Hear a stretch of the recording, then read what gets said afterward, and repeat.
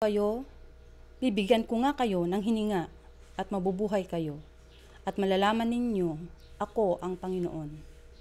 Kaya sinunod ko ang inutos sa akin at habang nagsasalita ako, narinig ko ang tunog ng mga butong nagkakabit-kabit at nabuo. Nakita ko ring nagkaroon ang mga ito ng mga litid at laman at nabalot ng balat, pero walang hininga.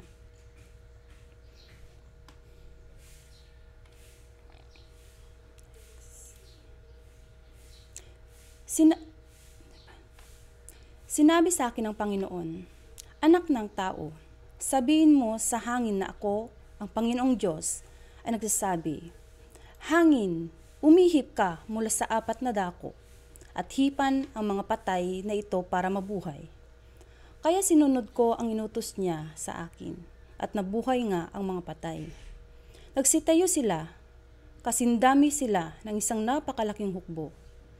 Muling sinabi sa akin ng Panginoon, "Anak ng tao, ang mga butong iyon ay ang mga mamamayan ng Israel." Sinabi nila, "Tuyo na ang aming mga buto at wala na kaming pag-asa, nilipol na kami." Kaya sabihin mo sa kanila na ako, ang Panginoong Diyos, ay nagsasabi, "Mga mamamayan ko, bubuksan ko ang mga libingan ninyo.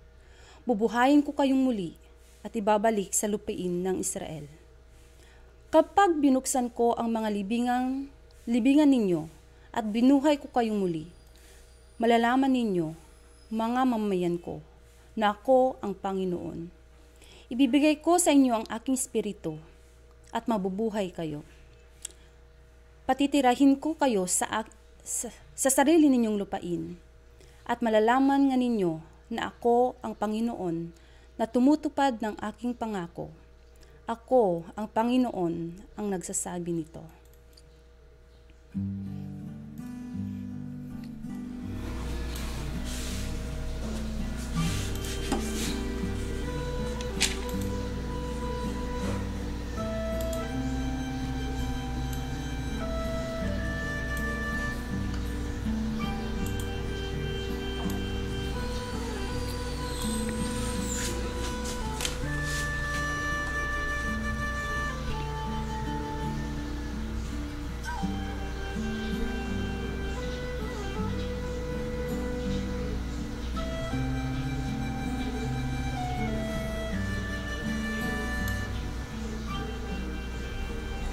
Ayan, maraming salamat Sister Precious sa binahagi mong talata mula sa Aklat ng Ezekiel. At sa ating pagpapatuloy mga kapatid, sa umagang ito, patuloy tayong magbigay ng pasasalamat sa Panginoon sapagkat patuloy nating nagagawa ang gawain ito. At sa susunod na bahagi ng ating gawain, at pangungunahan pa rin tayo ni Sister Precious sa ating panalangin para sa ating kapayapaan sa umagang ito.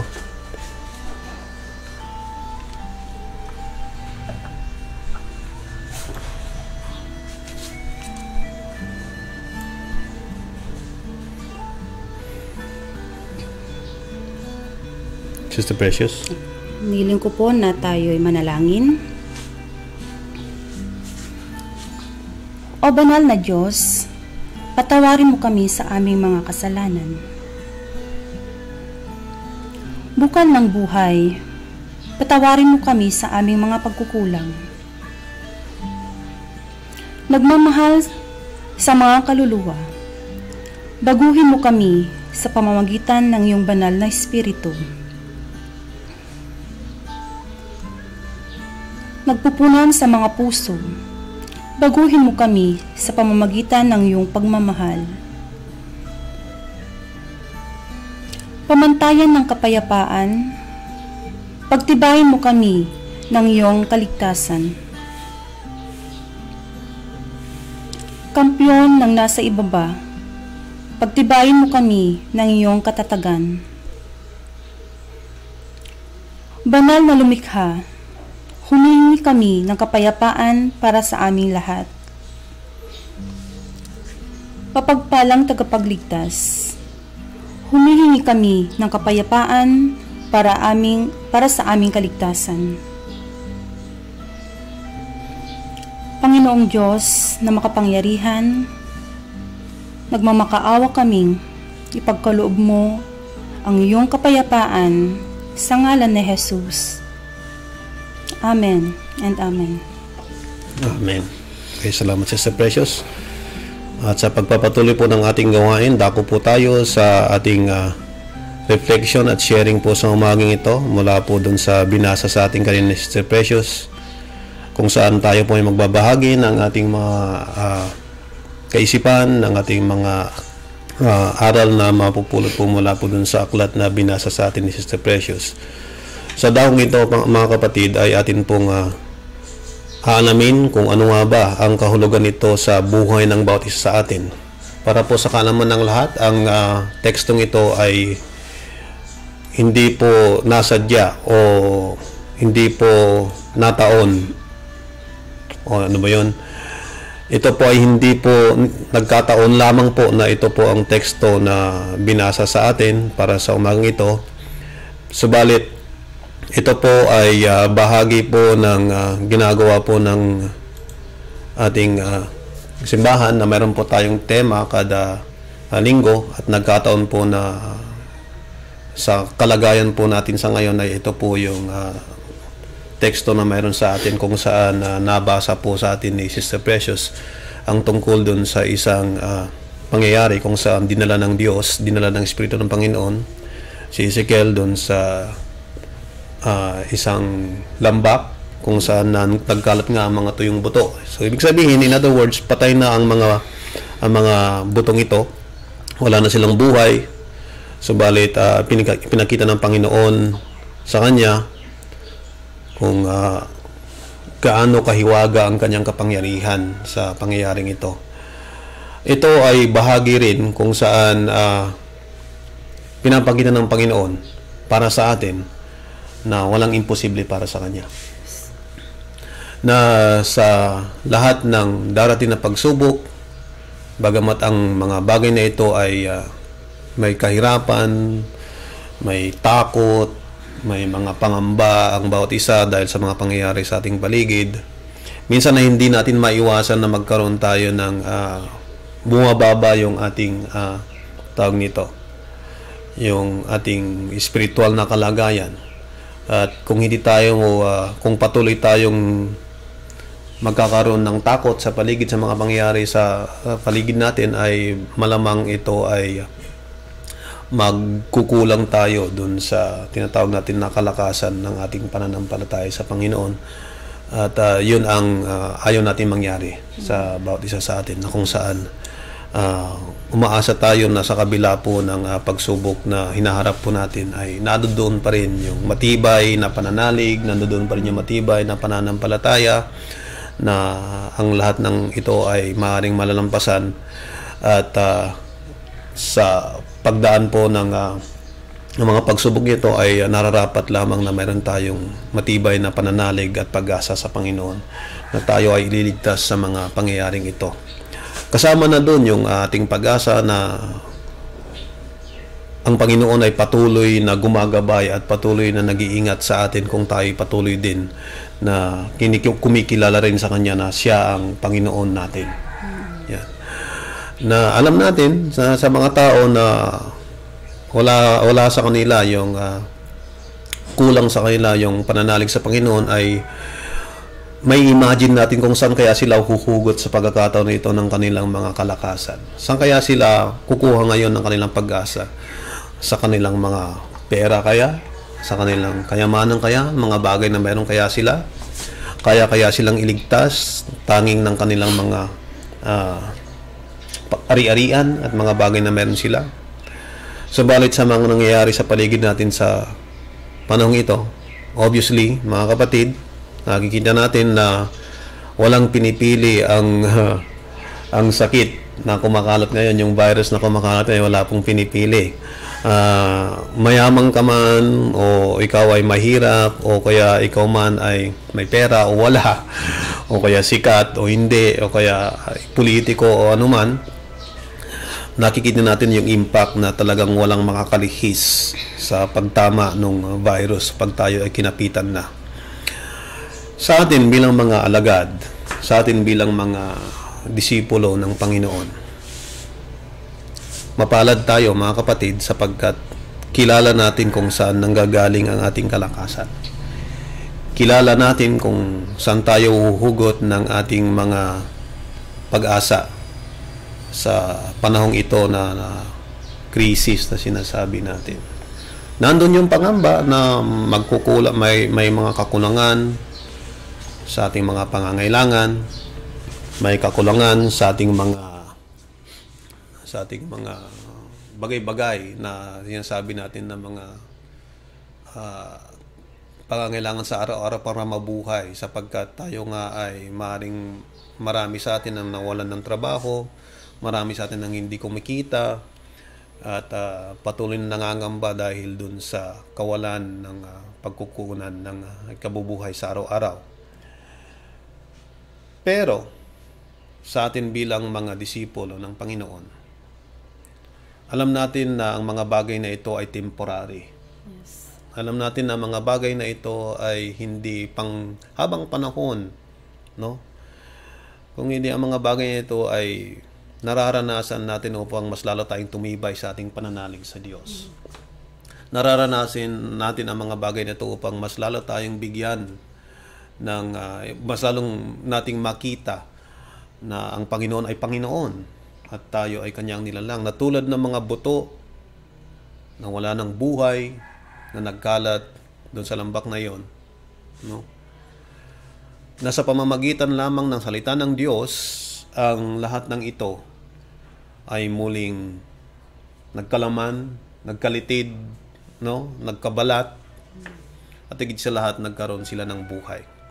Mga kapatid, yan ay sa pamamagitan lamang ng salita ng Panginoon. At naniniwala tayo na sa panahon ngayon, salita lamang ng Panginoon na magsasabi kung kailan matatapos ang nararanasan nating krisis sa ngayon. Patuloy nawa tayo na manalig, mga kapatid, sa salita ng Diyos sa pagkakataon, sa panahon na sasabihin na ng Panginoon, tama na. At sana ay sama-sama pa rin tayong patuloy na nanalig sa Kanya sa pagdating ng panahon na yan. At sana sa panahon na yan, tayo ay mas tumibay sa ating pananalig, tayo ay mas nagkaroon ng mas malalim na relasyon at pagtitiwala sa Panginoon, na sa pagkakataon na yan ay mas lalo tayo nagkaroon ng mas matibay na relasyon sa bawat isa. At sa panahon na yan ay mas sana na magkaroon tayo ng mas magandang relasyon sa bawat isa, na kung saan hindi na lamang sarili natin ang iniisip natin, hindi na lamang natin kapakanan natin ang ating iniisip. Nasa panahon ngayon, nakikita natin na nagsisilbing reminder sa ating lahat na sa laban sa COVID-19 na ito ay hindi maaring maging laban lamang ng iisang tao, mga kapatid. Ito ay laban nating lahat bilang mga nilalang ng Panginoon.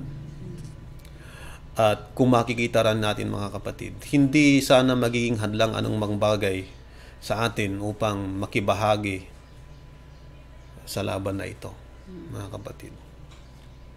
Marami sa atin nagtatanong, ano kaya ang pwede kong maiambag para sa kalunasan, kalulutas ng krisis nito? Gaya ni Sister Precious. Diba? Siya ngayon ay isang teacher, pero sa balik ngayon ay nakakonfine na lamang sa loob ng bahay. At hindi niya na nagagawa yung kanyang gawain dati, yung kanyang mission na magturo sa mga bata. No?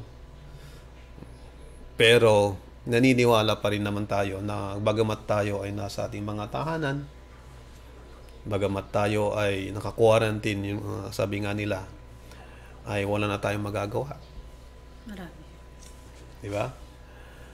Na kung saan yung iba, sabi nga nila ito daw, yung iba ginagawang joke yung time na to yung ginagawa nating quarantine .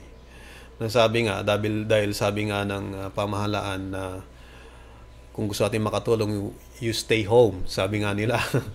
Sabi nung post nung iba, ito pala. Natulog lang ako sa bahay, maghapon nakatulog na ako sa bansa. Tama. Di ba? Pero kung isipin mo, tama mga kapatid, dahil nakakatulong ka na sapagkat ikaw ay hindi na naging bahagi ng pagkalat pa at paglalapo ng problema, no? At mas sigit tayo makakatulong mga kapatid kung hahanapin natin yung mga kaparaanan sa pagkakataong ito upang tayo po ay makapagbahagi ng pagpapatibay ng pananampalataya at pag-asa ng iba sa atin, no? Maaring hindi natin nakikita yung impact ng ginagawa nating pananalangin sa ating sarili, pananalangin sa ating mga tahanan. Subalit kung patuloy tayong mananalig sa Panginoon at pinapanalangin ang ating mga kababayan, ating mga kapatid na nandiyan sa labas upang patuloy na lumaban, gumawa para ma-contain at mapigilan na at mapuksa, mga kapatid, ang virus na ito ay isang napakalaking bagay po na maaari nating magawa mula po sa ating mga tahanan. Diba? Na sana ay patuloy tayong manalig sa salita ng Panginoon na damhin natin yung kanyang pag-ibig, damhin natin yung kanyang paggabay sa atin. Huwag nating isipin na itong ginagawa ngayon ng pamahalaan ay pahirap sa atin sapagkat tayo ay hindi na makalabas sa ating bahay, hindi na makapaghanap buhay. Subalit, hindi man natin magawa yung mga bagay na yun. Mas masarap isipin na ito ay paggabay ng Panginoon para sa ating lahat, para tayo ay maligtas. Kasama dito sa ating teksto sa umagang ito, kung ating maaalala mga kapatid, yung Passover na nangyari. Diba? Ang lahat ay sinabihan ni Moises na manatili sa kanilang mga bahay. Na manatili sila sa gabing iyon at maglagay ng mga senyal sa kanilang mga tahanan at pag ang angel of death ay dumaan ay sila ay lalampasan ng pagsubok na ito. Isipin natin na itong nangyayari sa atin ngayon sa pagkakataong ito, Panginoon, ang utos sa atin upang lumagi sa ating mga tahanan ay hindi galing sa gobyerno. Isipin na ito ay gabay ng Diyos para sa atin upang tayo ay hindi mapahamak sa labas. Di ba? Isipin natin na ito ay paggabay na upang tayong lahat ay mas madama natin yung kahalagahan ng bawat isa sa atin. At kung tunay nga na mahalaga ang bawat isa sa atin, mga kapatid, magsisimula tayo sa ating mga pamilya. Sa ating mga pamilya, minsan, hindi lingid na kahit sa sino mang pamilya, may mga matitigas ang ulo talaga. Di ba? May mga hindi nakikinig at naging pilosopo sa utos sa atin. Subalit kung mahalaga sila para sa atin, mga kapatid, tayo ay maging kasangkapan upang sila hindi mapahamak. Tayo ay maging kasangkapan upang sila ay maligtas mula sa sakit na ito. Dahil alam natin na sobrang napakalakas ng virus na nakakahawa sa sandaling ito ay dumapo sa isang tao. Alam natin na kung hindi natin i-claim o hindi natin papahalagan ang bawat isa sa atin, hindi lamang yung mahal natin sa buhay ang mapapahamak pag nangyari yon. Alam natin na pag nagkulang tayo ng pagpapahalaga sa ating kapwa, sa ating mga kapatid, alam natin na yung kapahamakan nila hindi lamang sila ang mapapahamak dahil maaaring tayo rin ay mapahamak sa pagkukulang natin ng pagpapahalaga sa kanila. Kaya higit nating damhin ang kahalagan ng bawat isa. Ang kaligtasan ng isa ay kaligtasan ng lahat. Na kahit sa ating mga panalangin, mga kapatid, manalangin tayo hindi lamang sa ating pansariling kapakanan. Manalangin tayo ng higit sa kapakanan ng nakakarami ng lahat ng ating mga kapatid na sa frontliners, ng ating mga kapatid na nadapuan na, bagamat sila ay nadapuan na. Alam natin na nandoon pa rin yung pag-asa sa kanila upang sila ay maligtas. Manalangin tayo sa kaligtasan ng mga taong nagbibigay ng suporta sa paglaban sa krisis na ito. At kasama kami ng iyong kapatid ni Sister Precious, ay patuloy namin gagawin na yung makakaya upang makapagbahagi sa ating lahat ng ministry na sana po ay makatulong upang mapalakas, marinyo ang pananampalataya at pag-asa ng bawat isa sa atin. Na alam namin na hindi natin alam kung kailan matatapos ito. Hindi natin alam kung yung sinasabi ba nila na pagkakatapos ng enhanced community quarantine ay maaaring na tayong papayagan na yung mass gathering para sa ating sama-samang pananampalataya. Subalit, bagamat hindi man natin alam kung matatapos nga siya, ay huwag naman tayong papigil sa ating pananalig sa Panginoon, sapagkat hindi sana magiging balakid sa atin yung sama-samang pananalangin upang tayo ay hindi magkaroon ng oras o panahon para sa ating pananampalataya. Sister Precious, kung gustong ibahagi sa pagkakataong ito ay nire-reserve ni Sister Precious para sa ibang pagkakataon yung kanyang sharing, mga kapatid. At sa lahat po ng mga nakibahagi sa pagkakataong, sana po ay nakatulong ang gawain ito sa inyo at kayo ay nabigyan kahit papano ng pag-asa na rin nyo ang bawat isa sa atin sa ating mga pananampalataya. At sa umagang ito, patuloy nawa tayo na gabayan ng Panginoon at pagtibayin ang ating mga pananampalataya. At sana ay manatili rin tayong matatag sa ating pananampalataya at patuloy tayong magbigay ng panahon para sa Kanya, magbigay ng ating mga bagay na maaaring ipagkaloob upang sa ganon ay maging bahagi para sa paglaban ng epidemyang ito, paglaban para sa pagsubok na ito, ng pagsubok ng ating lahat, buong mundo. At sa pagkakataong ito, mga kapatid, babahagi tayo sa isa pang bahagi ng ating gawain. Bagamat tayo ay hindi po makakapagdala ng ating mga alay sa ating mga simbahan, maaari po nating i-reserve, maaari po nating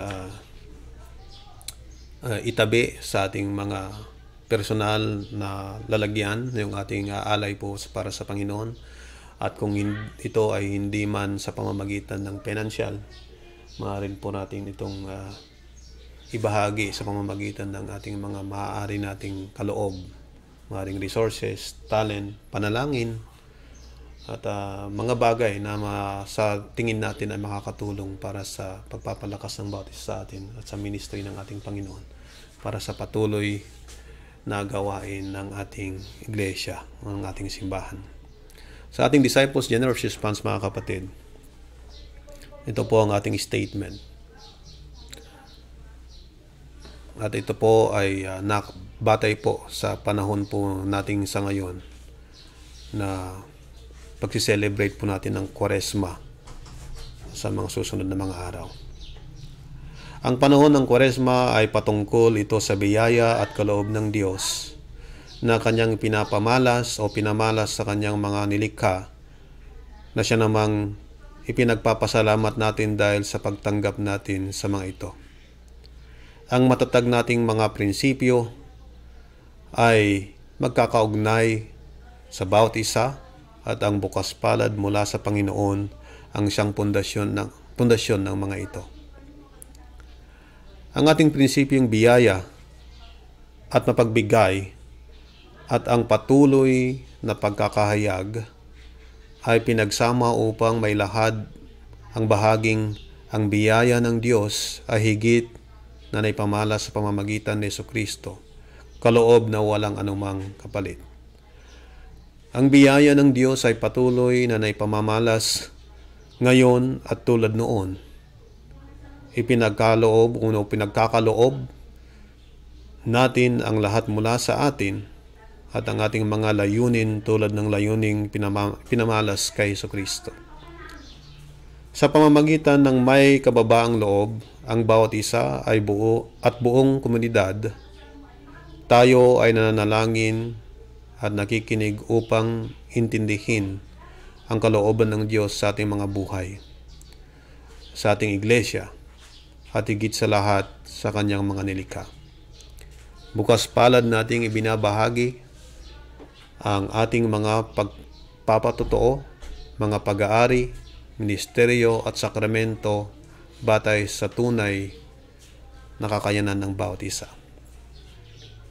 Sa bahaging ito mga kapatid, ang ating Disciples Generous Response, ang focus natin ay ang paghahalintulad natin ng ating mga layunin o paghahalintulad natin sa ating mga layunin sa layunin ng Diyos o paghahalintulad natin ng ating mga puso sa puso ng Panginoon. Manalangin po tayo. Panginoong Diyos, patuloy ka nawa na magbigay po ng biyaya na siya pong sasapat sa bawat isa sa amin, Panginoon. At patuloy po kami nagpapasalamat sapagkat ikaw po ang Diyos na pinagkukunan po namin o pinanggagalingan po ng lahat po ng mayroon po kami. Amin pong binibigay higit sa lahat ang aming mga sarili bilang isang kaloob upang Panginoon ay magsilbing alay para po sa ika-uunlad po ng iyong iglesia. Sa pagkakataong ito, Panginoon, bagamat kami po ay hindi po kami makapagsama-sama upang sa ganun, Panginoon, ay patuloy nawa na maibigay po namin ng sama-sama ang aming mga kaloob, Panginoon. Ngunit patuloy po kami naniniwala, Panginoon, na higit sa lahat ang kaloob na ang iyong hinihingi sa amin ay ang aming mga sarili. At patuloy po namin ibinibigay ang aming sarili, pinagkakatiwala sa Panginoon. At tanggapin mo po ang bawat isang sa amin upang maging isang kaloob na buhay para sa iyong kaharian, Panginoon. Sa pagkakataong ito, Panginoon, pagpalain mo ang anumang bagay na maaari po namin ibigay bilang isang kaloob sa iyo, Panginoon, para po sa pagkakabahagi po ng iyong banal na salita, Panginoon, at ang iyong magandang balita. Sa pagkakataong ito, Panginoon, higit po kaming humihingi sa iyo ng pagpapala po sa lahat po ng pinanggagalingan po ng aming mga kinabubuhay. At patuloy nawa, Panginoon, ng iyong iglesia ay biyayaan mo ng mga bagay na kakailanganin niya upang sa ganun ay makapagpatuloy po sa kanyang gawain, lalo na po sa pagbabahagi ng iyong banal na salita at pagtulong po sa lahat po ng mga nangangailangan, Panginoon. Patuloy nawa, Panginoon, na ikaw po ang magbigay sa amin ng kalakasan sa araw-araw upang patuloy na gumawa sa aming mga gawain na magpapatuloy po sa amin para po sa buhay po ng bawat isa sa amin. Yes, Lord, amin pong binibigay ang lahat ng kapurihan at katastasang paggalang sa iyong pangalan. In Jesus' name, Amen.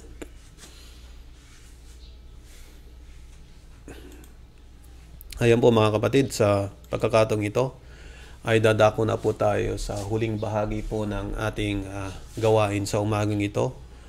At patuloy kami na nagpapasalamat sa lahat po na nakikibahagi sa gawain natin sa umagang ito, Panginoon, na sana ay sa mga susunod ay makasama muli namin kayo sa ating ginagawang munting ministry ni Sister Precious. Yan. At sa dakong ito mga kapatid, muli ay awitin po natin ang awitin natin na siya pang magbibigay ng pag-asa ng bawat isa sa atin, na sana po sa pagkakataong ito ay higit tayong mapagtibay sa ating mga pananampalataya at at manatili tayong malakas sa ating mga pananalig sa Diyos, at ganoon din po na manatili tayong nakatayo sa ating mga pananampalataya.